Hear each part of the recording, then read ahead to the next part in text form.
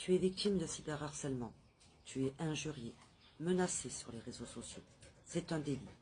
Ce délit est prévu par l'article 222-33-2-2 du Code pénal.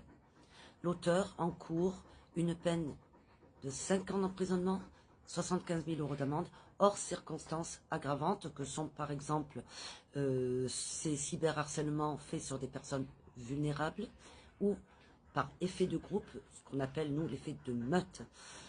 Ne reste pas seul, il y a des numéros dédiés pour t'aider psychologiquement à passer cette épreuve jusqu'à ce que les auteurs soient punis. Il faut absolument que tu ailles porter plainte en ayant conservé au préalable toutes les preuves, les captures écran par exemple, et ça sera d'ailleurs très souvent le cas, puisqu'on n'a pas grand-chose, on est un peu démuni en matière de preuves.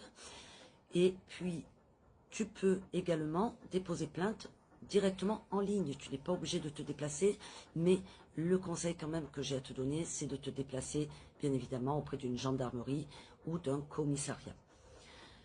Il y a également le site Pharos, sur lequel tu peux faire un signalement de ces cyberharcèlements que tu subis. Et surtout, ne lâche rien, ne reste pas seul. Si vous connaissez quelqu'un, en revanche, qui est victime parce que vous ne l'êtes pas vous-même, partagez cette vidéo. Et surtout, ne le laissez pas seul.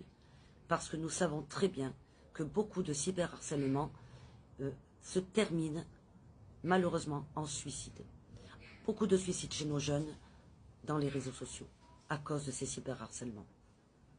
L'être humain est très dur. Nous sommes très durs les uns avec les autres. Nous n'avons pas le recul nécessaire pour nous dire quelles vont être les conséquences. Réfléchissez-y avant de répondre à quelqu'un de manière agressive et non justifiée. Sur ce, bonne soirée.